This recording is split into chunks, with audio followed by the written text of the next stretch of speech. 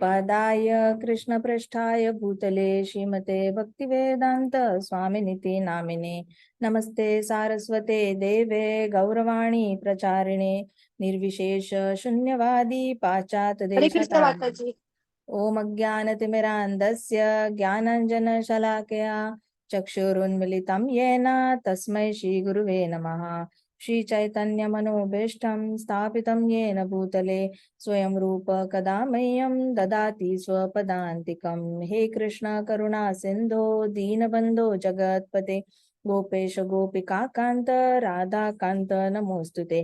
तप्त कांचन गौरांगी राधे वृंदावनेश्वरी वृषभानुसुते देवी प्रणमामि हरिप्रिये।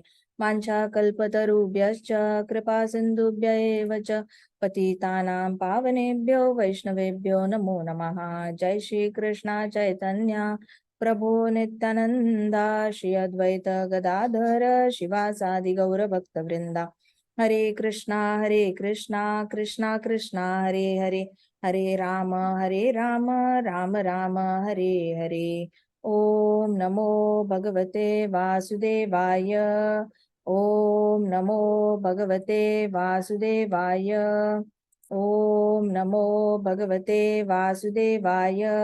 नारायणं नमस्कृत्यं नरं चैव नरोत्तमं देवीं सरस्वतीं व्यासं ततो जयम् उदीरयेत्। नष्टप्रायेषु भद्रेषु नित्यं भागवत सेवया भगवती उत्तम श्लोकी भक्तिर्भवति नैष्टिकी। मुखं करोति वाचालं पङ्गुं लङ्घयते गिरिं यत्कृपातम् अहं वन्दे श्रीगुरो दीनतारणं। हरे कृष्णा कृष्णा कृष्णा हरे हरे हरे राम राम राम हरे हरे।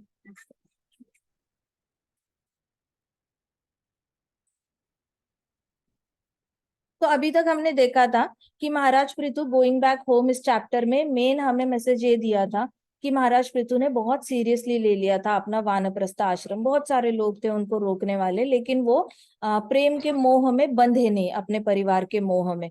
जैसे ही उन्होंने रिटायरमेंट की, उनकी उम्र आ गई, उन्होंने डिसाइड कर लिया। हाँ जी। माता जी, सैटरडे भगवत गीता है। ओ, चलो भागवतम हमने अभी शुरू कर दिया है, तो थोड़ा सा रिवाइज करते हैं और भगवत गीता स्टार्ट करते हैं, ठीक है। तो हमने यस देखा माता जी। था कि महाराज पृथु ने अपनी जो वानप्रस्थ आश्रम है वो बहुत सीरियसली ले चुके थे वो, और उन्होंने अपने मोह में वो बंधे नहीं, अपने परिवार के मोह में। उन्होंने सबको दिखाया कि वानप्रस्थ जाने का तरीका क्या होता है। पेंशन तैयार करनी चाहिए अपनी फैमिली के लिए, सबके लिए पेंशन तैयार करके रखो, अपने लिए भी तैयार करके रखो, साथ साथ पत्नी को लेकर घर से निकल पड़ो। फिर बाहर गए तो उन्होंने तपस्या का इम्पोर्टेंस सिखाया सबको। खुद तपस्या करके धीरे धीरे अन्न को त्याग दिया, ड्राइड लीव्स फ्रूट्स और रूट्स खाते थे। उसके बाद सिर्फ सांस लेने पे आ गए थे। तो उन्होंने ये भी दिखाया कि तपस्या कितनी इंपॉर्टेंट होती है प्रभु के चरणों से अटैच होने के लिए। इतना इजी नहीं है प्रभु के चरणों से अटैच होना। ऐसे नहीं हो सकता कि एक साइड पे मैं इंद्रिय तृप्ति भी कर रहा हूँ और एक साइड पे मैं कृष्ण के चरण कमलों से अट्रैक्ट भी हो जाऊंगा। आपको कुछ ना कुछ तो गिव अप।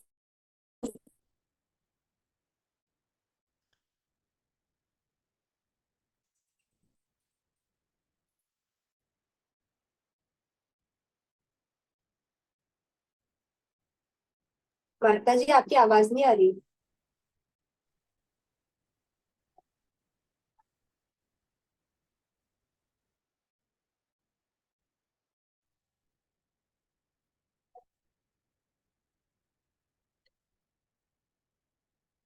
माता जी, अभी भी नहीं आ रही।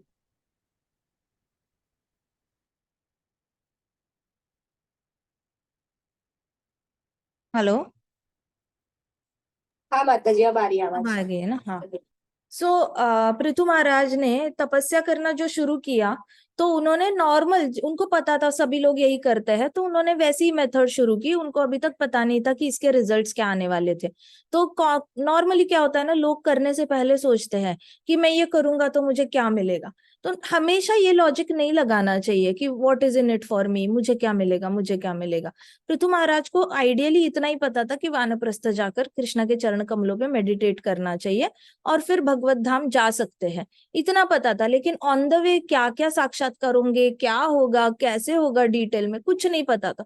तो उन्होंने जितना बताया था, जितने गुरुजन थे उन्होंने जिस जो तरीका बताया था उन्होंने एज इट इज फॉलो किया। इसको कहते हैं एक्सपीरियंशियल डिवोशनल सर्विस। एक्सपीरियंशियल मतलब पहले आप अनुभव ले लेते हो और अनुभव लेते लेते आपको अलग अलग तरीके के साक्षात्कार होते हैं और साक्षात्कार को एंजॉय करते करते आप आगे चले जाते हो प्रभु के चरणों से। बहुत आसक्ति, आपको प्रेम भाव से आसक्ति हो जाती है। तो पृथु महाराज ने मेथड फॉलो किया। ओ एक स्पेसिफिक पोजीशन में बैठे और कृष्ण के चरण कमलों को अपने हृदय में मेडिटेट करने लगे। उन्होंने अपने हृदय में कृष्णा के चरण कमलों पे ध्यान लगाया and he kept on meditating. अब जब बारिश होती थी तब बारिश में बैठकर वो मेडिटेट करते थे, जब ठंड आती थी तो ठंडे पानी में बैठकर मेडिटेट करते थे, और जब गर्मियां आती थी, बहुत कड़ी धूप आती थी, तो सर्कल में आग लगा के उसके अंदर बैठकर मेडिटेट करते थे। तो इससे क्या करते थे वो कि शरीर का स्किन की सेंसेशन होती है ना, स्किन की सेंसेशन पे उन्होंने पूरी तरह विजय प्राप्त की थी। बहुत बारी ऐसे होता है कि बहुत गर्मी आ जाए तो जाप अफेक्ट हो जाता है, बहुत ठंड आ गई है तो बेड से उठा नहीं जाता, कुछ लोग जाप नहीं करते, आप बीमार पड़ गए तो जाप नहीं करते, फिर बहुत ज्यादा बारिश हो रही है तो बैठ के पकोड़े खाएंगे लेकिन जाप नहीं करेंगे। तो ऐसे वाले, ये किसका होता है, ये बाहर के मौसम का हमारी बॉडी पे और मन पे अलग अलग इफेक्ट होता है। तो पृथु महाराज उस इफेक्ट से बाहर आना चाहते थे, तो उन्होंने डायरेक्टली उस मौसम का सामना फेस टू फेस किया और वैसे ही तपस्या नहीं छोड़ी, इनफैक्ट खुद को और डिफिकल्ट पोजीशन में डालकर उन्होंने तपस्या करना शुरू किया। और एक दिन आया जब उनको रियलाइज हुआ कि उनको साक्षात्कार हुआ, भगवान उनको हृदय में भी हरे दिख, कृष्णा माता जी। हरे कृष्णा, और बाहर भी दिख गए। हर जगह जब भगवान दिखने लगे तो उनको तब समझ में आया, अरे भक्ति देवी तो महारानी है। भक्ति कृष्ण से उनको इतना लगाव हो गया कृष्णा से कि अब उनको लगा मैं वापस ज्ञान योग और अष्टांग योग तक जा ही नहीं सकता, मैं कभी वो मेथड फॉलो नहीं कर पाऊंगा, मुझे इतनी आसक्ति हो गई है कृष्णा से कि मैं अभी कृष्ण को इमेजिन किए बिना मैं जिंदगी जी ही नहीं सकता और कोई मार्ग अपना नहीं सकता। तो पृथु महाराज ने अपने एग्जाम्पल से सिखाया सबको कि वानप्रस्थ जाने के बाद एग्जैक्टली लाइफ को डील कैसे करना है, सीरियसली कैसे करना है। उनको ये पता चल गया था कि जितनी भी सिद्धियां प्राप्त हो जाती है ऑन द वे, वो सिद्धियां एक मेड सर्वेंट की तरह होती है, दासियों की तरह, नौकरानियों की तरह होती है, उनकी इतनी वैल्यू नहीं होती, रिप्लेसेबल होती है। एक एक सर्वेंट चला गया, दूसरा सर्वेंट आ जाएगा, दूसरा चला गया, तीसरा सर्वेंट रिप्लेस हो सकता है। लेकिन महारानी जो होती है, किंगडम की महारानी, जो पहली पत्नी होती है राजा की, वो पहली पत्नी हमेशा ही पहली पत्नी रहेगी, चाहे उसका देहांत भी हो जाए तो भी लोग उसको मेन महारानी वो थी, वो चली जाने के बाद ये बनी, ऐसे बोलेंगे। लेकिन मेन महारानी का जो स्थान है वो कभी नहीं जाएगा। वैसे भक्ति देवी इज अ क्वीन, ऐसे करके पृथु महाराज को रियलाइजेशन हुआ। उनको ये भी पता चला कि पहले मुझे वैराग्य करना पड़ता है फिर ज्ञान प्राप्त होता है। तो कल हमने ये ऑलरेडी डिस्कस किया था कि वैराग्य और ज्ञान का क्या कनेक्शन है। जब तक कोई इंसान वैराग्य नहीं करता तब तक उसे एबीसीडी भी नहीं आ सकता। आपको माँ की गोद छोड़ के नर्सरी स्कूल में जाना पड़ता है, पूरा 2.5 साल बच्चा माँ की गोदी में बड़ा हो रहा होता है और अचानक से नर्सरी स्कूल में उसको 2-3 घंटे के लिए जाना पड़ता है, तो उसको भी वैराग्य प्रैक्टिस करना पड़ता है। 3 घंटे के लिए माँ से दूर रहना इतना दुख लगता है उसको शुरुआत में कि बच्चा रोता रहता है, 1-1 हफ्ते तक रोता है, कुछ बच्चे महीने महीने रोते हैं, कुछ बच्चे तो पूरा साल रोते हैं स्कूल जाते वक्त। तो इतना तकलीफ होती है उनको, लेकिन वो वैराग्य से जाने के बाद फिर उनको हैबिट पड़ जाती है। तपस्या ही है ये, माँ की गोदी छोड़कर जाना। तो वैराग्य, त्याग और वैराग्य के बिना ज्ञान नहीं आता, एक छोटे बच्चे से भी हम सीख सकते हैं। ये वाला साक्षात्कार जो था ये पृथु महाराज को तब हुआ जब उनको पता चला कि मुझे ज्ञान तो वैराग्य करने के बाद ही आया, इससे पहले तो जितना भी मैंने ज्ञान योग किया था उससे मुझे कभी कृष्णा से इतना लगाव नहीं हुआ जितना मैंने तपस्या करी, वैराग्य किया और त्याग किया। ये तीनों चीजें करने के बाद मुझे कृष्णा से बहुत ज्यादा आसक्ति हो गई। ये उनको पता चल गया और फिर उन्होंने कहा कि ज्ञानी और योगियों के आंखों पर तो फिर भी पट्टी बंधी रहती है, बहुत ज्यादा माया की पट्टी होती है, वो अहंकार से बाहर आ ही नहीं सकते।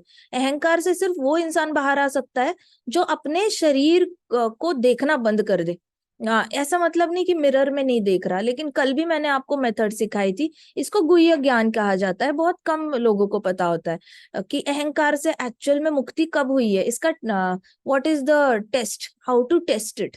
तो टेस्ट करने का यही तरीका है कि जब भी आप पीछे मुड़ के देखते हो अपनी जिंदगी को, तो आपको आसपास में अपनी बॉडी दिखाई देती है या नहीं देती। आपकी बॉडी अगर पढ़ाई करते हुए दिख रही है तो इसका मतलब ज्ञान योग किया। आपकी बॉडी अगर आप कुछ काम कर रहे हो, अगर जब भी आप अपने बारे में सोचोगे कि पीछे मैंने क्या किया लाइफ में, अगर काम करते हुए दिख रहे हो कुछ और, घर के काम कर रहे हो, बाहर के काम कर रहे हो, दोस्तों के साथ घूम रहे हो, ऐसा कुछ दिख गया, इसका मतलब कर्मकांडी जीवन था आपका। और इसका मतलब आप वापस सिर्फ अपने बारे में वापस उस लेवल पे जा रहे हो जहाँ पे बॉडी के हिसाब से सोच रहे हो। वो भी एक अहंकार है कि मैं एक बॉडी हूँ। फिर जो योगी होता है वो अपने आप को देखता है कि मैं पहाड़ों में बैठा हूँ, मेडिटेशन कर रहा हूँ, तो उसको पहाड़ दिखते हैं और उसको खुद की बॉडी भी दिखती है अपने बारे में जब सोचता है। तो ज्ञानी अपने बारे में सोचता है, उसको बुक्स दिखते हैं और वो खुद बैठा है, बुक पढ़ रहा है, लाइब्रेरी में बैठा है, कहाँ बैठा है वो दिखता है। तो वो भी उसका अहंकार उसको खा लेता है कि मैं ज्ञानी हूँ, मैं ज्ञानी हूँ, मैं बड़ा पढ़ा लिखा हूँ। अगर वो अपनी तारीफ भी नहीं करता हो, उसमें अंदर विनम्रता भी आ गई हो, इतना पढ़ लिख कर भी उसके अंदर विनम्रता आ गई हो, जैसे आइंस्टाइन को लगता था मैंने बहुत पढ़ाई कर ली लेकिन मुझे बहुत पढ़ाई करनी बाकी है। तो ऐसी वाली विनम्रता आ भी गई होगी, तो भी उसके अंदर ये रहेगा कि मैं ज्ञानी हूं और मैं पढ़ता हूँ। फिर योगी के अंदर रहेगा कि उसके अंदर भी विनम्रता आ गई होगी कि अरे मैंने 1000 सिद्धियां प्राप्त कर ली, लेकिन मुझे पता है लाखों लाखों सिद्धियां बाकी है, मेरे से अच्छे बेहतर योगी ऊपर के लोकों में बैठे हैं, अभी तक मेरे पास उतनी सिद्धियां नहीं आई। तो ऐसी विनम्रता तो उसके पास भी आ सकती है। लेकिन जब भी पीछे मुड़ के देखेगा, अपने बारे में सोचेगा, उसको वही दिखेगा कि मैं बैठा हूँ पहाड़ों में और मैं मेडिटेट कर रहा हूँ, मैं बैठा हूँ किसी मेडिटेशन सेंटर में, मैं मेडिटेट कर रहा हूँ। अगर उसको ऐसे दिखाई देता है तो उसने योग किया। उसने क्या किया, वो योगी है, वो साधक है और वो योगी है। लेकिन भक्त जो होता है जब पीछे मुड़ के दिखता है, उसको डीटीज दिखती है टेम्पल की, उसको दिखता है कि आसपास सारे लोग हरि बोल हरि बोल हरि बोल डांस कर रहे हैं, करताल बजा रहे हैं, मृदंग बजा रहे हैं। उसको दिखता है कि वो भागवत कथा में बैठा है, और उसको दिखता है व्यासासन पे कोई बैठा है और उससे कथा वो सुन रहा है। उसको भागवतम का सेट दिखता है, उसको भगवत गीता दिखती है, तो उसको भक्तों के चेहरे दिखते हैं, तिलक दिखते हैं, कंठी दिखती है। तो उसका जब आसपास की ऐसी चीजें दिखती है, कृष्णा कॉन्शियस, कृष्णा को पहनाई हुई माला दिखती है, कृष्णा के बुक्स दिखते हैं, कृष्णा को पहनाई हुई तुलसी माला दिखती है, या फिर भक्त दिखते हैं कि माला बना रहे हैं, आसपास की चीजें दिखती है, लेकिन उसको खुद की बॉडी नहीं दिखाई देती, पूरी पूरी उसकी मेमोरी में अपनी बॉडी नहीं दिखाई देती। दैट इज द मोमेंट जब भक्त ऑलरेडी अपनी बॉडी से बाहर निकल चुका होता है और उसको अहंकार पूरा तरह चकनाचूर हो चुका होता है। Now this is the stage जब आप क्वालिफाइड हो जाते हो गोलोक वृंदावन या वैकुंठ धाम जाने के लिए। ये बेसिक क्वालिफिकेशन है, बहुत ही प्राइमरी क्वालिफिकेशन है, जहां पे कोई सोचेगा कि आपको पिकअप करने के लिए आए। विष्णुदूत इस पॉइंट पे सोचेंगे कि हाँ अब हम इनको पिकअप करने जा सकते हैं, क्योंकि ये अहंकार से बाहर आ गया है, ये अपने आप को अभी बॉडी नहीं समझ रहा है। बॉडी किस टाइप की है, गोरी है, काली है, ब्राउन है, पिंक है, पेल कलर की है, क्या कलर है उसका, बॉडी का साइज क्या है, छोटा है, बड़ा है, मोटा है, पतला है, फिर बॉडी कौन से फैमिली की है, रिच फैमिली की या गरीब फैमिली की या मीडियोकर फैमिली की, गरीब कौन से जाति की बॉडी है। जब तक तो ऐसे चीजें नहीं सोच रहा, इसका मतलब वो अहंकार से बाहर आ गया। बट जब वो अगर सोच रहा है, अपने आप को आइडेंटिफाई कर रहा है ऐसे करके, वो तो नेक्स्ट लेवल का ही अहंकार है। वो तो मतलब बहुत ही डूबा हुआ इंसान है अहंकार में, जो अपने आप को जाति से समझ लेता है, जो अपने आप को अपने घर से पहचान लेता है, अपने आप को माता पिता के नाम से पहचानता है, अपने आप को एक कागज की डिग्री है उससे पहचान लेता है, अपने आप को अपने कर्मों से पहचानता है कि मैं कर क्या रहा हूँ, मैं ये कर रहा हूँ, वो कर रहा हूँ। उसकी पहचान अगर ऐसी सारी चीजें हैं, तो इसका मतलब वो अभी भी बंधा हुआ है अपने अहंकार में। तो जब भी पीछे मुड़ के देखो, ऐसी इतनी मेमोरीज कलेक्ट करो अपने जीवन में, इतनी ज्यादा मेमोरीज कलेक्ट करो जो कृष्णा कॉन्शियस मेमोरीज हो। योर एम शुड बी कि मैं ज्यादा से ज्यादा कृष्णा कॉन्शियस मेमोरीज को कलेक्ट करूं। जैसे आप हर रोज नित्य सेवा करते हो, हरि कथा सुनने आते हो, तो आपको जब भी सोते हो आपके दिमाग में हरि कथा घूमती होगी। अब मैक्सिमम आपकी मेमोरी होगी कि हाँ मैंने बचपन में, बड़े हो जाओगे आपको इतना याद रहेगा, मैंने बचपन में अपना पूरा जीवन जो है, बचपन से लेकर अब तक मैंने कृष्ण कथा सुनने में बिताया है। तो जब भी मृत्यु के समय यही याद आएगा कि हम बचपन में ये भजन किया करते थे, हम बचपन में हरि कथा सुनते थे हर रोज, और हमारा जीवन जो है वो बहुत सरल और बहुत आनंदी गया था। तो दिस इज द सीक्रेट, जहाँ पे आपको खुद नहीं दिखाई दोगे, आपको भागवतम दिखाई देगा, कृष्णा की लीला याद आएंगी। सो ये बहुत सरल तरीका है अहंकार से बाहर आने का। तो पृथ्वी महाराज को पता चल गया कि अरे अहंकार से बाहर तो सिर्फ भक्ति से ही आ सकते हैं, ज्ञानी और योगियों के आंखों पे तो फिर भी पट्टी बंधी रहती है अहंकार की। तो जब भी आप बोलोगे ना अहंकार, ये मत समझना कि एक प्राउड इंसान ही अहंकारी होता है। प्राउड मतलब अपने आप पे घमंड करने वाला इंसान ही अहंकारी है, जरूरी नहीं। एक विनम्र इंसान के अंदर भी बहुत अहंकार हो सकता है, क्योंकि वो अपने आप को किसी का मालिक समझ रहा होता है, या कुछ ना कुछ तो समझ ही रहा है, पावरफुल समझ रहा है, किसी से वीक समझ रहा है। अपने आप को बुद्धू समझने वाला इंसान भी अहंकारी ही होता है। जरूरी नहीं कि मैं इंटेलिजेंट हूं ये अहंकार है, मैं बुद्धू हूं ये बोलना भी अहंकार है। जब तक आपके स्टेटमेंट में मैं है, तब तक अहंकार है ही है। सो इसलिए भक्त कभी ये नहीं सोचता, भक्त को मैं से स्टेटमेंट उसके स्टार्ट नहीं होते।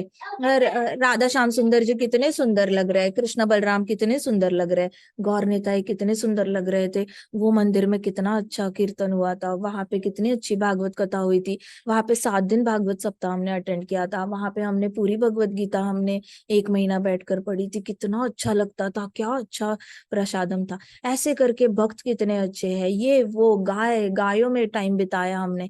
कृष्णा कॉन्शियस मेमोरीज बिल्ड करना शुरू करो, इससे अहंकार से आसानी से मुक्ति हो पाएगी। इससे और कोई ऑप्शन है नहीं। और फिर वानप्रस्थ में जाकर जब आप तपस्या करोगे, तपस्या यही सारी तो तपस्या ही है, जहाँ पे आप बाहर की एंटरटेनमेंट छोड़कर कृष्णा कॉन्शियसनेस की एक्टिविटीज करते हो। ये त्याग भी है, ये वैराग्य भी है, और ये तपस्या है।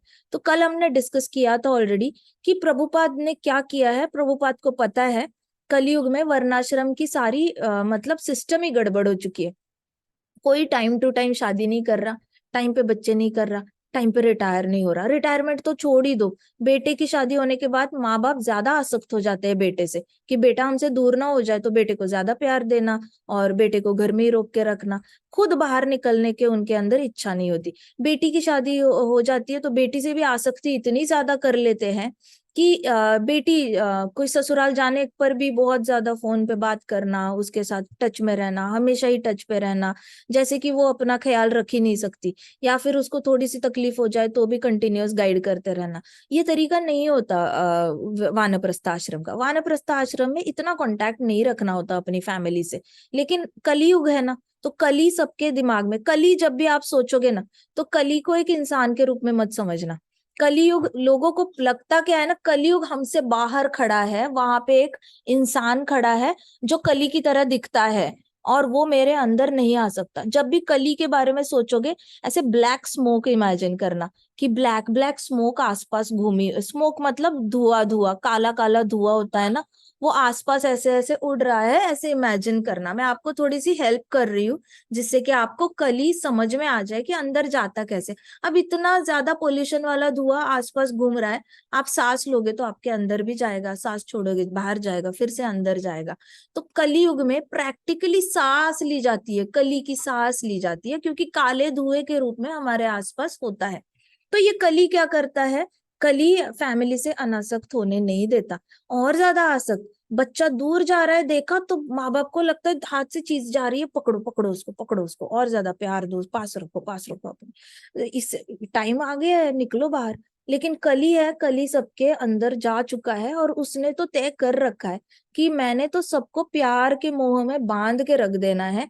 इनको समझ ही नहीं आएगा कि इनकी उम्र क्या चल रही है, इनको समझ ही नहीं आएगा कि इनकी मृत्यु अभी 10 साल में होने वाली है, 5 साल में होने वाली है। इनको ये भी नहीं पता चलेगा कि इनकी मृत्यु अगले साल होने वाली है, और फिर भी ये नाते पोती कर रहे हैं। तो कली ने ऐसे काम करना है कि अटैच होने नहीं देना। तो प्रभुपाद को ये सब पता था कि कली जब बॉडी के अंदर सबके अंदर जा ही चुका है, आप कर क्या सकते हैं उसका। तो आप पैरेलली मतलब जो भी काम कर रहे हो, हर रोज भक्ति, उसमें आप भक्ति योग मिक्स करते जाओ। हर रोज सुबह जल्दी 4 बजे जो उठेगा वो कली से प्रोटेक्ट होके कैसे रहेगा, 4 बजे उठ के उसने जाप करना है, आरती करनी है, जो भी कर रहा है कृष्णा कॉन्शियस एक्टिविटी।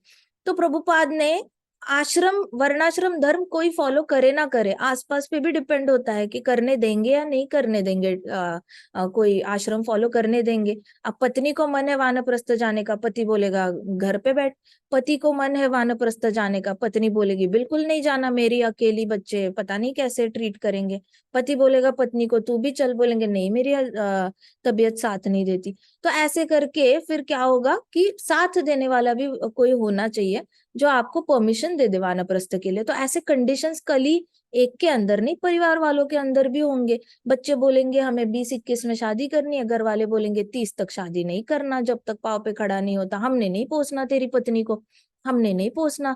ऐसे करके बेटियों को शादी करानी है 21-22 में, तो माँ बाप बोलेंगे जब तक पाँव पे खड़ी नहीं होते शादी मत करना, कल पता नहीं पति कैसे ट्रीट करे, तो पैसे कमाना, नौकरी करना, फिर शादी करना।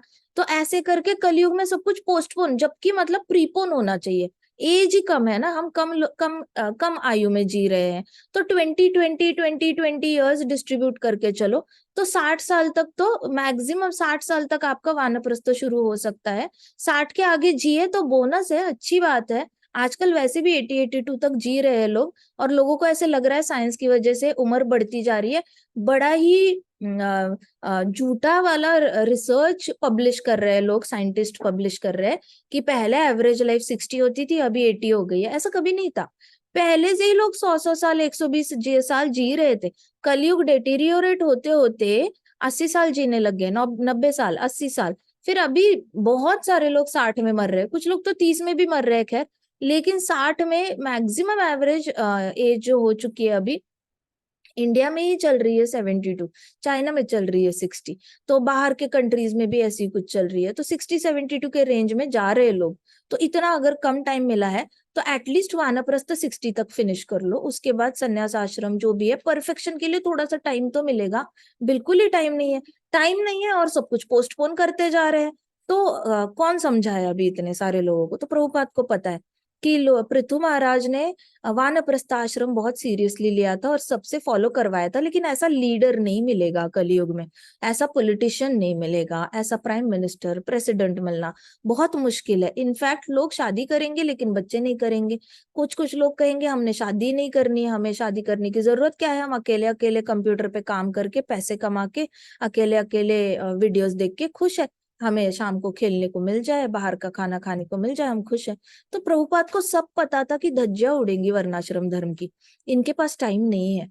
तो इसलिए हर रोज भक्ति देवी की आराधना करेंगे तो क्या हो जाएगा, वर्णाश्रम धर्म फॉलो कर रहे हो या नहीं कर रहे हो, हर रोज एटलीस्ट आपकी भक्ति तो जो है वो परिपक्वता आती रहेगी, परिपक्वता आती रहेगी। तो आप ये नहीं होगा, आपसे बहुत ज्यादा डिसएडवांटेज नहीं होगा।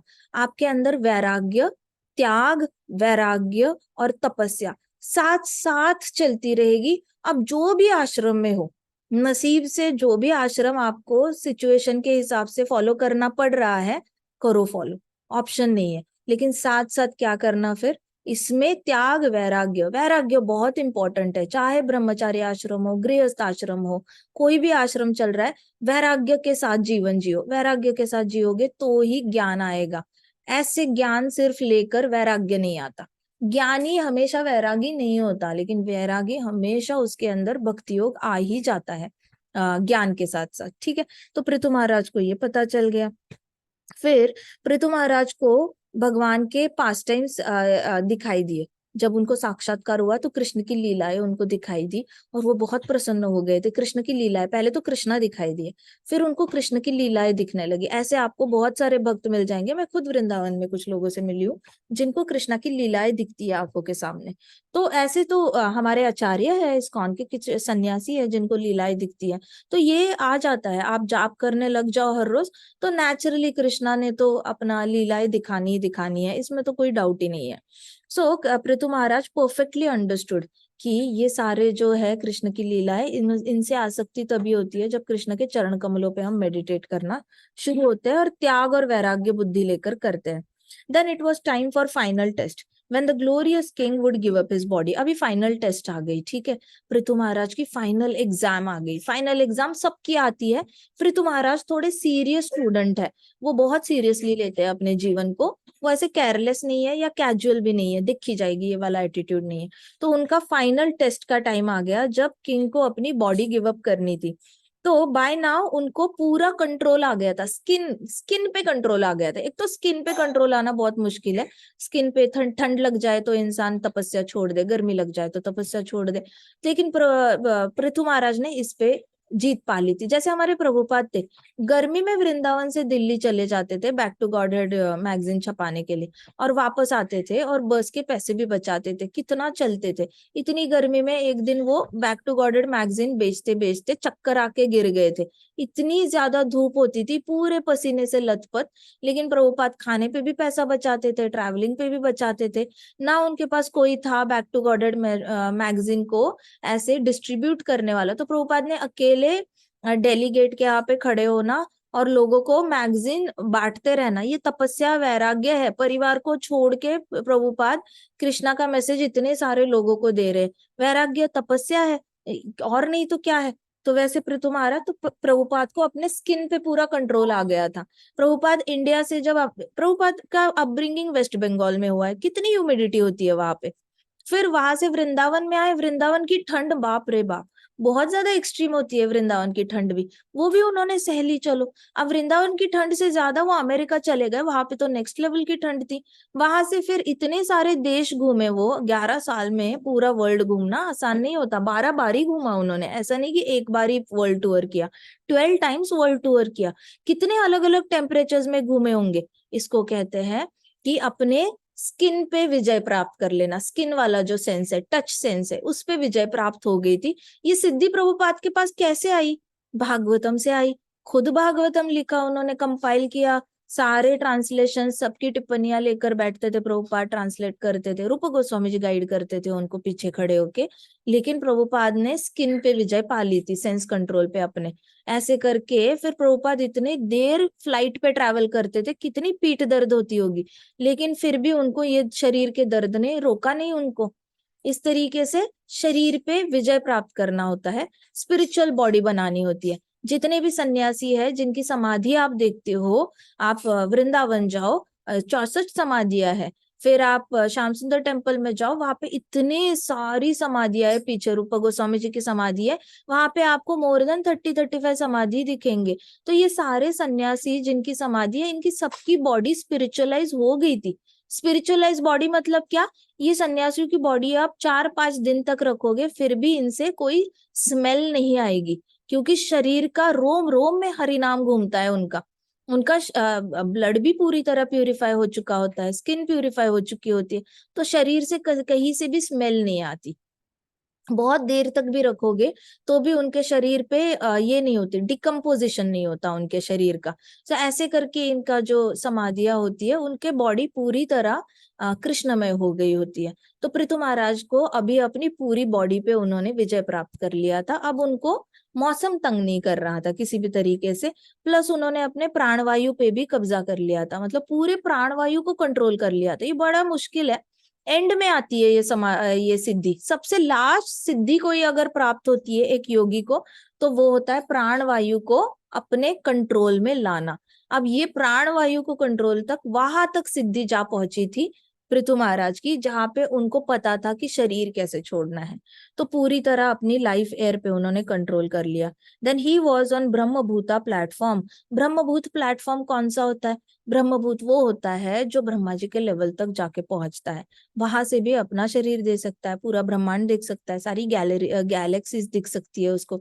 ब्रह्मभूत प्लेटफॉर्म वो होता है जहाँ पे आपको अपने शरीर से आसक्ति पूरी तरह चली जाती है, आपका मन ही नहीं होता उस शरीर में वापस जाने का। आपको ये आएगा लेने के लिए तो आप बोलोगे हाँ चलो चलो कोई बात नहीं, क्योंकि मेरे ऊपर तो अभी किसी से आसक्ति नहीं। वही आप एक फैमिली इंसान, फैमिली मैन को पूछो, तो फैमिली मैन बहुत एंजाइटी में रहता है और चिंता में रहता है कि अभी तक ये बच्चा है, वो बच्चा है, ये काम बच्चा है, वो काम बच्चा है।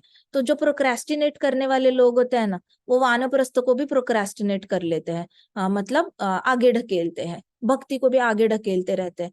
तो मृत्यु आने के बाद आके नहीं ढकेल सकते, आपके हाथ में ही नहीं है वो। तो उनको बड़ा बुरा लगता है कि आज तक तो अपनी मर्जी से मैं काम आगे ढकलते गया और मेरी चल रही थी जिंदगी, अभी नहीं ढकेल पा रहा हूं मैं। तो उनको बहुत डर लगता है, और जब यमदूत आते हैं बड़े परेशान होकर शरीर छोड़ देते हैं। लेकिन ब्रह्मभूत आत्मा वो होती है जो खुद ही एडवांस में रेडी हो जाती है। 1 महीना, कुछ लोग 1 साल पहले रेडी होते हैं, कुछ लोग 4 दिन पहले रेडी होके बैठते हैं, अभी तो शरीर छोड़ना है। और उनके मन में किसी के लिए अटैचमेंट नहीं होती, उनको बुरा भी नहीं लग रहा होता शरीर छोड़ते वक्त। इतनी बुरी भी नहीं होती बॉडी, ऐसा नहीं कि बहुत ज्यादा खराब हो चुकी है, डिकम्पोज, या फिर बहुत दर्द दे रही है बॉडी, ऐसा भी नहीं होता। लेकिन उनको खुद ही अनासक्ति आ गई होती है। सन्यासी भी होंगे ना, उनको भी आसक्ति आ सकती है अपने शिष्यों से। लेकिन देखो उनकी जो तपस्या होती है, कितने अच्छी तपस्या होती है कि वो अपने शिष्यों से भी एंड में, शिष्यों को छोड़ते वक्त वो रोते नहीं है, उनको बुरा नहीं, उनको इनफैक्ट वो बहुत ज्यादा निश्चिंत होके जाते हैं, क्योंकि उनको पता होता है जितना देना था मैं दे दिया है, ये अपने आप को संभाल लेंगे, कृष्णा इनको पोसेंगे, मैं पोसने वाला नहीं हूँ। ऐसे करके वो बड़ी निश्चिंत होकर अपना शरीर छोड़ देते हैं। ये वाली लेवल आना बहुत मुश्किल है, क्योंकि आप जिससे भी मिलो उससे आसक्ति हो जाती है। हर आत्मा को जल्दी आसक्ति हो जाती है जब तक वो अपने आप को बॉडी समझता है। गुरु महाराज होते हैं, सन्यासी होते हैं, उनके लिए बहुत आसान होता है शरीर छोड़ना। वो लेवल पे जाना तभी पॉसिबल होता है जब आप स्किन की अटैचमेंट से दूर हो जाते हो, पूरी तरह अपनी बॉडी से डिटैच हो जाते हो। तो ये ब्रह्मभूत प्लेटफॉर्म पे पहुंच चुके थे, जहां पे वो बॉडी के अंदर होके मुक्त आत्मा हो चुके थे। मुक्त का मतलब क्या? अगर पृथु महाराज चाहे ना, खड़े खड़े वो अपनी बॉडी छोड़कर he can definitely go to Brahmaloka also, Brahma ji से मीटिंग करने भी जा सकते हैं। सत्यलोक में जाके बहुत सारे ऋषियों के साथ बैठकर वहां पे भी तपस्या कर सकते हैं। और यहाँ पे बॉडी का क्या हुआ, कौन आया, किसने दफनाई, क्या किया क्या नहीं किया, उनको कुछ पता ना चले। He will be roaming around in the upper planets. तो ये वाला प्लेटफॉर्म उनके पास ऑलरेडी आ चुका था। तो वो मुक्त आत्मा हो गए थे पूरी तरह। जे एक तो होता है बद्ध आत्मा, एक होता है मुक्त आत्मा। हम लोग बद्ध आत्मा है, मन में आएगा अमेरिका जाना है, पहुंच नहीं सकते। लेकिन मुक्त आत्मा होता है, मन में आ गया अमेरिका, तो शरीर यहाँ रहेगा, आत्मा उनकी अमेरिका में घूम रही होगी। वैसे आप सोचो कि ऊपर के प्लैनेट में इनकी आत्मा घूमती है। तो वो मुक्त आत्मा हो चुके थे। As a perfect yogi he was ready to give up his body whenever he desired. अभी इच्छा मृत्यु वाला वरदान उनके पास आ गया था। जब भी वो परफेक्ट योगी की तरह, जब भी उनका मन करेगा वो शरीर छोड़ सकते हैं।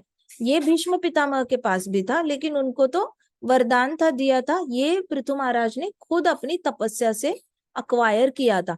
तो ये जाप करने से भी आ जाता है, आप पे आ जाता है। बहुत सारे भक्त लोग हैं जिन्होंने अपनी मर्जी से बॉडी छोड़ी है, जिनकी भी बहुत उत्तम अधिकारी भक्त है, जिनकी मृत्यु हुई है, उनकी कोई ऐसे सडन डेथ नहीं हुई है कि उनको पता ही नहीं था कि उनको मृत्यु नहीं होने वाली है। ऐसा कोई भी नहीं है, सबको पता चल जाता है। जो भी जाप करता है उनके पास ये बाय डिफॉल्ट सिद्धि आ जाती है, क्योंकि Krishna doesn't want to surprise you. Krishna को पता होता है कि मैं पूरी इन्फॉर्मेशन देकर ही इसको वापस लाऊंगा, किडनैप करके तो लाना नहीं है मैंने अपने भक्त को। तो यमदूत जो आते हैं ना, वो किडनैप करने आते हैं आत्मा को, क्योंकि वो आत्मा रेडी नहीं होती शरीर छोड़ने के लिए। लेकिन भक्त की आत्मा हमेशा शरीर छोड़ने के लिए रेडी होती है, इसलिए उसको किडनैप करना सही तरीका नहीं है। बड़ी इज्जत से लेके जाते हैं कृष्णा, बहुत ही ज्यादा इज्जत से ट्रीट करते हैं। विष्णु दूतों को भेजते हैं, विष्णु दूत आके दंडवत करते हैं, भक्त भी उनको दंडवत करते हैं, और फिर विमान पे बिठाते हैं। वो स्टेयर्स जो है वो ऐसे नीचे छोड़ते हैं, सोने का होता है उनका प्लेन विमान। उस स्टेयर्स ऐसे नीचे आते हैं, सोने के स्टेयर्स पे चढ़ के जैसे ही विमान पे बैठ खड़े हो जाते हैं हम लोग, तो हमारे अंदर डेफिनेट पूरा तरह हमें क्या मिल जाता है, स्वारूप मुक्ति। मतलब पूरी जर्नी में हमारी बॉडी चेंज करी जाती है, बॉडी स्पिरिचुअल बॉडी दी जाती है। 4 हाथ दिए जाएंगे, ब्लू कलर दिया जाएगा, पीताम्बर दिया जाएगा, या फिर अगर कोई कोई गोपी फॉर्म में उनको बॉडी दी जाएगी, लेकिन स्पिरिचुअल बॉडी दी जाएगी, एग्जिस्टिंग बॉडी में नहीं। तो ऐसे करके उनको बहुत ब्यूटी दी जाती है, बहुत ऑप्युलेंस दिया जाता है, ढेर सारे ज्वेलरीज दिए जाते हैं, बहुत अच्छे से डेकोरेट करके विद इन अ स्नैप वो डिवोटी का पूरा बॉडी चेंज हो जाता है। और वो खुशी खुशी, वो मुड़ के देखता भी नहीं, लेकिन हाँ वो ऊपर का स्पेस सारा देख रहा होता है। जैसे ध्रुव महाराज और सुनीति माता जा रहे थे, तो वो बहुत ज्यादा खिड़की से बाहर देख रहे थे, ऐसे ऐसे क्या है क्या नहीं है, कितने बड़े स्टार्स है, कितना बड़ा मून दिख रहा है, सन दिख रहा है, ये दिख रहा है, वो दिख रहा है, सब कुछ दिख रहा था उनको। और बहुत ज्यादा आंखें ऐसे मिचमिचाते हुए ध्रुव महाराज देखे जा रहे थे सब कुछ। तो भक्त भी ऐसे ही जाता है। ध्रुव महाराज की भी बॉडी बदल दी थी इन लोगों ने, और ध्रुव महाराज गोल्डन बॉडी में चले गए थे। सुनीति माता की भी बॉडी चेंज करी थी। सो हाँ जी। सो इस तरीके से क्या होता है कि आपकी भक्ति कहाँ तक पहुंचे उसके हिसाब से बड़ी इज्जत से लेके जाते हैं कृष्णा, किडनैप करने के लिए नहीं आते। तो भक्त होता है, उसको पहले से ही इंफॉर्मेशन दी जाती है, हृदय से चैत्य गुरु बता देते हैं कि अब टाइम आ गया है, एक हफ्ते में, एक साल में हो जाएगा, so you prepare your self, ऐसे करके। तो पृथु महाराज अभी पूरी तरह रेडी हो चुके थे, एक परफेक्ट योगी की तरह। तो ऐसे नहीं समझना कि मुझे अष्टांग योग ही करना पड़ेगा ये सिद्धि प्राप्त करने के लिए, मुझे अष्टांग योगी बनूंगा तो ही मुझे, ना ना ना। आप जाप करो, रेगुलरली भागवतम सुनो, रेगुलरली कृष्णा की लीलाओं पर मेडिटेट करो, ये आप पे आ जाना है।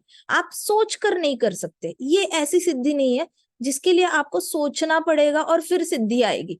इट इज लाइक, मुझे आज शाम को रोटी खानी है, अब मम्मा तो रोटी बना के दे ही रही है, आप सुबह से लेकर शाम तक मेडिटेट नहीं कर रहे हो रोटी पर कि मुझे शाम को 8 o'clock रोटी मिल जाए, मुझे आज शाम को 8 o'clock रोटी मिल जाए, शाम को 8 o'clock ना।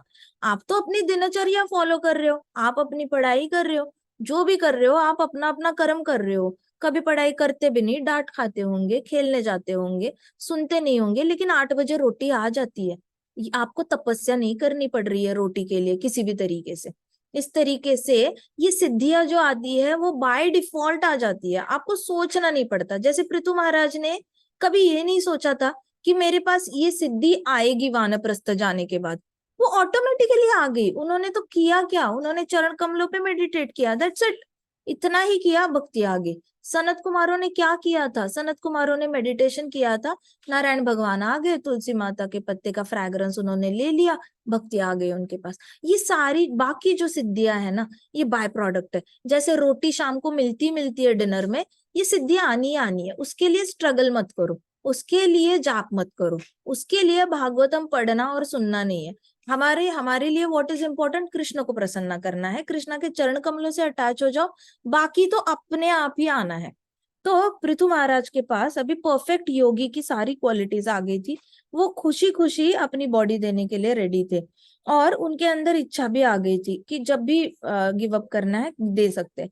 अभी उन्होंने क्या किया, fixed on the lotus feet of Krishna he sat. अभी फिर उन्होंने कृष्णा के चरण कमलों पर फिर से ध्यान लगाया, एक स्पेसिफिक आलती पालती मारकर, जो लोटस वाला जो पोजिशन होता है, एक पाव ऐसे और एक पाव उसके ऊपर ऐसे करके रख देते हो, तो लोटस पोजिशन, उसमें बैठ गए और उन्होंने कृष्णा के चरण कमलों पे मेडिटेट करना शुरू किया। फिर उन्होंने मुक्तासन किया, उसके बाद एक मुक्तासन योगासन होता है, मुक्तासन में बैठे, एंड देन उन्होंने मुक्तासन पर बैठकर अपना प्राणवायु नीचे से ऊपर लाना शुरू किया।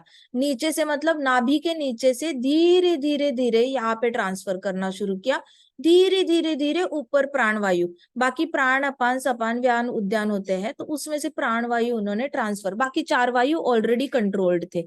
फिर प्राणवायु निकालना शुरू किया उन्होंने नीचे से ऊपर ऊपर upwards. It finally reached a space between his eyebrows. फिर उनके दोनों आईब्रोज के बीच में प्राणवायु आ गया। It finally from there the king raised it to his school.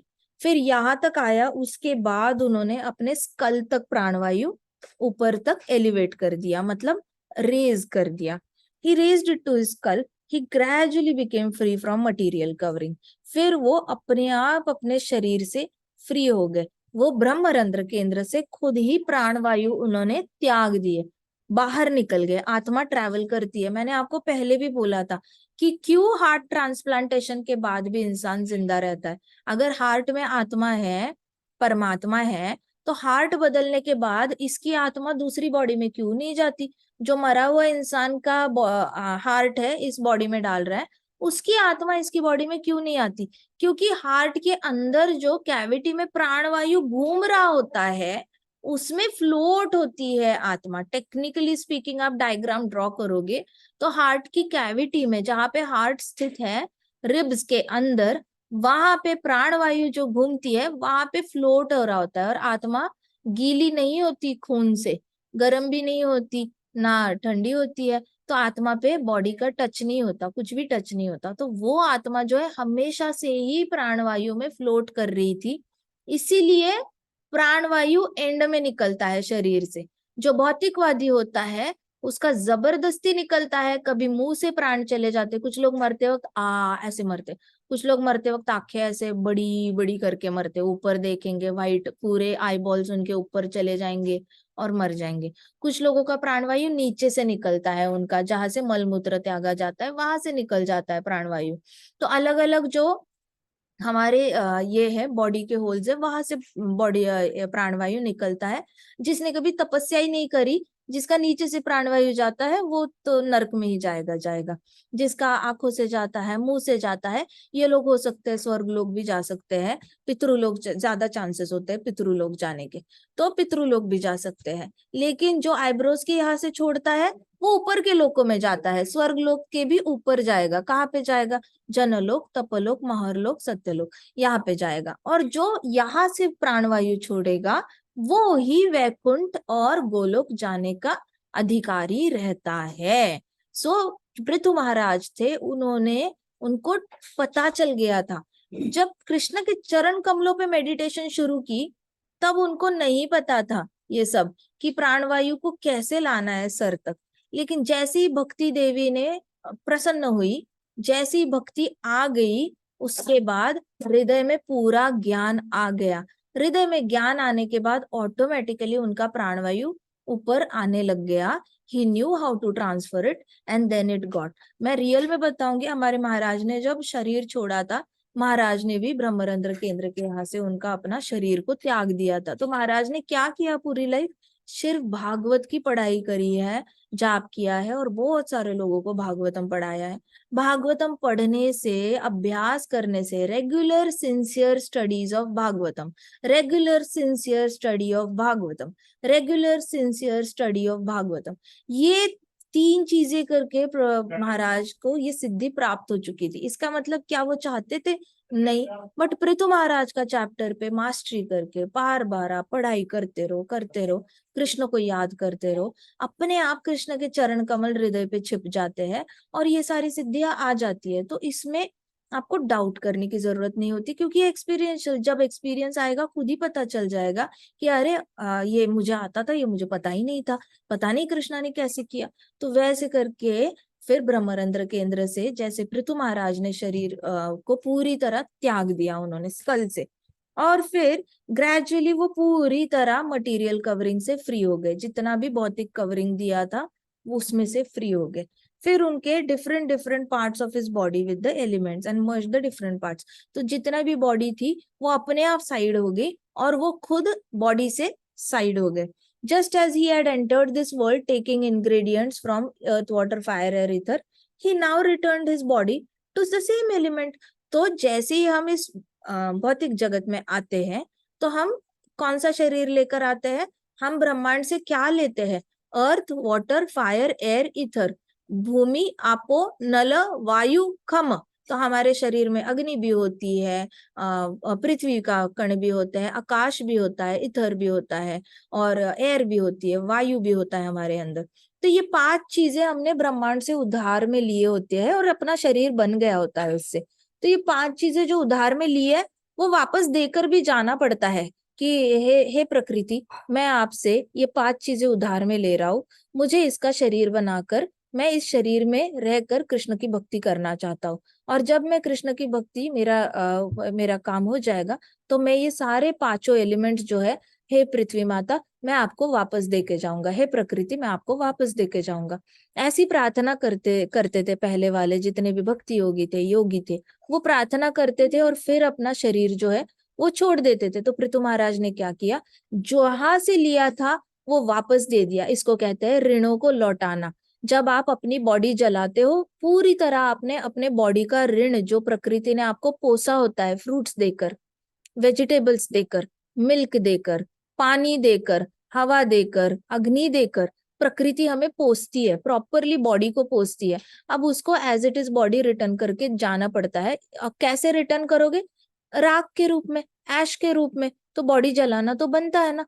तो जिसकी बॉडी जलती है उसकी भूत आत्मा, प्रेत आत्मा, पिशाच आत्मा नहीं बनती। लेकिन जिनकी बॉडी नहीं जलती वो कर्जा लेकर जाते हैं वापस। बॉडी तो आपने ली लेकिन आपने अर्थ को ढंग से वापस नहीं करी।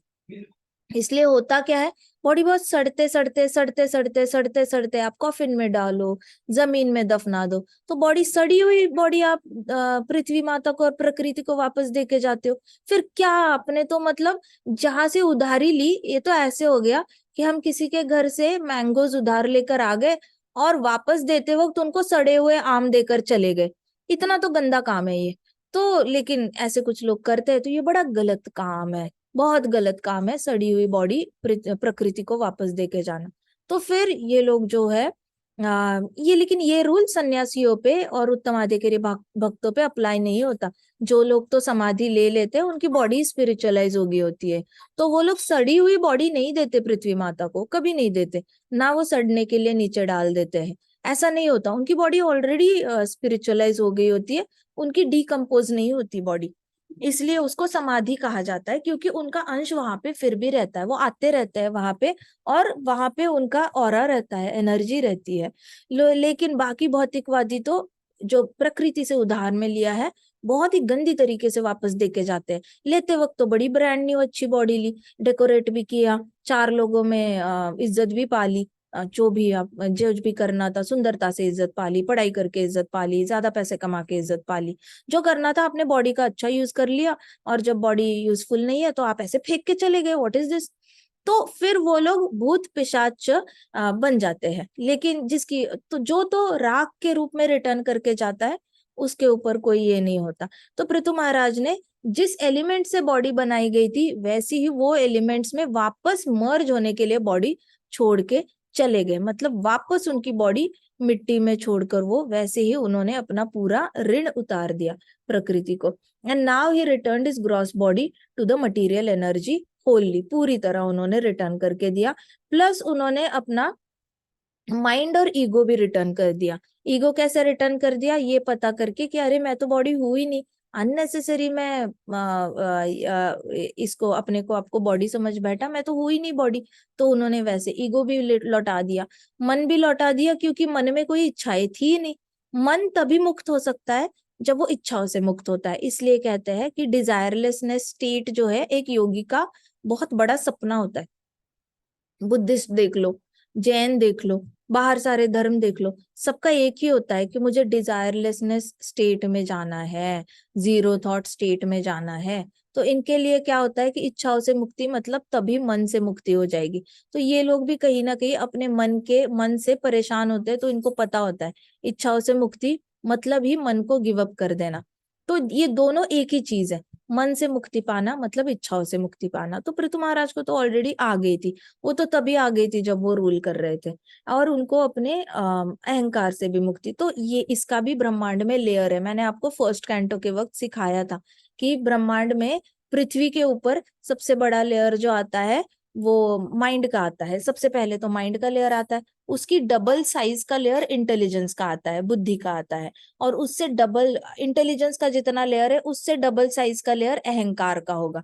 तो अहंकार के लेयर में अहंकार को छोड़ छोड़ दिया, माइंड के लेयर में माइंड को छोड़ दिया, और इंटेलिजेंस के लेयर में इंटेलिजेंस को छोड़ दिया। तभी आप देखो, आपको कुछ बच्चे दिखते हैं ना, जन्मने के बाद एटलीस्ट 5-10 साल में ही बहुत पॉपुलर हो जाते हैं, बहुत अच्छा सिंगिंग कर रहे हैं। तो उनके पास ये इंटेलिजेंस आया कहाँ से, इंटेलिजेंस का जो ब्रह्मांड का लेयर है वहां से वो बोरो करके उनके अंदर डाला जाता है। तो वो कुछ कुछ लोग बहुत जल्दी सक्सेसफुल हो जाते हैं, बहुत जल्दी उनके पास इंटेलिजेंस आ जाता है। तो ये इंटेलिजेंस ब्रह्मांड में जो इंटेलिजेंस का लेयर है उसमें वो इंटेलिजेंस घूम रहा है। सिंगिंग बोलो, डांसिंग बोलो, कराटे बोलो, सेल्फ डिफेंस बोलो, कोई भी पेंटिंग बोलो, ड्राइंग बोलो, तो वहां पे जो टैलेंट है, बॉर्न टैलेंट जो कहते हैं, वो आता कहाँ से है, उस लेयर में ऑलरेडी पड़ा हुआ है। वहां से वो जीवात्मा बोरो कर लेती है, उसके अंदर जाता है। फिर कुछ आत्माएं होती है, उनके अंदर बहुत सारी इच्छाएं होती है, वो कहाँ से आ रही है, पृथ्वी के सबसे पास अगर कोई लेयर है ना तो वो माइंड का लेयर है। अनफॉर्चुनेटली ब्रह्मांड में अंदर का लेयर जो है, जहां पे भी जीवात्मा रहती है, उसके अंदर का लेयर, सबसे पास का लेयर जो है ब्रह्मांड का, वो माइंड का लेयर है। इसलिए जीवात्माएं इच्छाओं से बहुत घिरी रहती है और परेशान रहती है। बार बार उनको खाने का मन करता है, बार बार अच्छे कपड़े पहनने का मन करता है, सुंदर रहने का मन करता है, लोगों से मिलने का मन करता है, एंजॉय करने का मन करता है। तो ये मन की लेयर सबसे पास है ना, इसलिए परेशान है। अब इन जीवात्माओं में इंटेलिजेंट लोग कम क्यों मिलते हैं आपको? क्योंकि इंटेलिजेंस की लेयर मन के लेयर के बाहर है। तो बुद्धू ज्यादा मिलेंगे और इंटेलिजेंट थोड़े कम मिलेंगे, क्योंकि इंटेलिजेंस को खींचना थोड़ी प्रैक्टिकली ही थोड़ा दूर का लेयर है, वो माइंड के ऊपर का लेयर आ जाता है। वहां से खींच कर आत्मा में इंस्टॉल करना थोड़ा दूर की जर्नी है। वो दूर की जर्नी लोग खींचना नहीं चाहते, इच्छा ही कम पड़ जाती है। उससे पहले इंद्रिय तृप्ति की इच्छा आ जाती है मन के लेयर से। अब उसके ऊपर इंटेलिजेंस की लेयर डालना मुश्किल हो जाता है। जो तो त्याग वैराग्य में बिलीव करते हैं, वो मन के लेयर को क्रॉस करके पढ़ाई में मन लगा लेते हैं, डांस में मन लगा लेते हैं, सीरियसली सिंगिंग में मन लगा लेंगे, अपने हॉबी में मन लगाएंगे, जहां से इंटेलिजेंस एक्सट्रैक्ट कर रहे हैं। अब कई सारे लोग, साइंटिस्ट लोग, उस लेयर में फंस जाते हैं और फिर अपनी आइडेंटिटी बन जाती है। तो वो आइडेंटिटी इतनी पुख्ता बन जाती है, इतनी ज्यादा मजबूत बन जाती है, तो उसके ऊपर का जो लेयर है, अहंकार का लेयर, उसको क्रॉस करना उनको बहुत मुश्किल होता है। वो बड़ा मोटा होता है, सांड की चर्बी जैसा वो लेयर होता है ईगो का, अहंकार का लेयर। उससे बाहर आना उसके लिए बहुत मुश्किल हो जाता है, क्योंकि इंटेलिजेंस लेयर में बहुत घुमा होता है वो जीवात्मा, और उसके इंटेलिजेंस खींचते खींचते खींचते खींचते खींचते खींचते पूरी तरह अहंकार के लेयर में जाके स्थित हो जाता है। अब अहंकार की लेयर में जाने के बाद, अब चाहे तपस्या कर लो, अब चाहे ज्ञान कर लो, कितनी भी पढ़ाई कर लो, कितनी भी बैठ के अष्टांग योग कर लो, वो उस मोटी लेयर से बाहर आना उसके लिए मुश्किल हो जाता है। तो पृथु महाराज बॉडी छोड़ते हुए गए ना, जब उन्होंने यहाँ से ब्रह्मरंध्र केंद्र से बॉडी छोड़ी, तो सबसे पहले माइंड लेयर से भी जा चुके थे, बॉडी में रहकर ही माइंड लेयर से मुक्त हो चुके थे, क्योंकि डिजायरलेसनेस स्टेट आ चुकी थी, इच्छाओं से ही मुक्ति आ चुकी थी। कुछ नहीं चाहिए था, ना बेटा चाहिए था, ना बेटी चाहिए थी, ना बेटे के संसार में क्या हो रहा है उसकी क्यूरियोसिटी थी, ना बेटी खुश है या नहीं है उसकी भी क्यूरियोसिटी, क्यूरियोसिटी ही खत्म हो गई थी, डिजायर ही खत्म हो गई थी पता करने की कि बेटी को बेटा हुआ या बेटे को बेटी हुई, हुआ क्या, इनका आगे हुआ क्या, और किस देश के साथ दोस्ती हुई, किस देश के साथ दुश्मनी हुई, किसने किसको कॉन्कर किया, मेरी जनता का क्या हुआ। सारी डिजायर ही खत्म हो चुकी थी, तो वो मन के लेयर को ऑलरेडी क्रॉस कर चुके थे। इंटेलिजेंस को कब क्रॉस किया? जब उन्होंने रियलाइज किया था कि मैं वापस ज्ञान योगी बन ही नहीं सकता, मैं चाहूं भी तो ज्ञान योगी नहीं बन सकता, मुझे इतनी आसक्ति हो गई है कृष्णा से।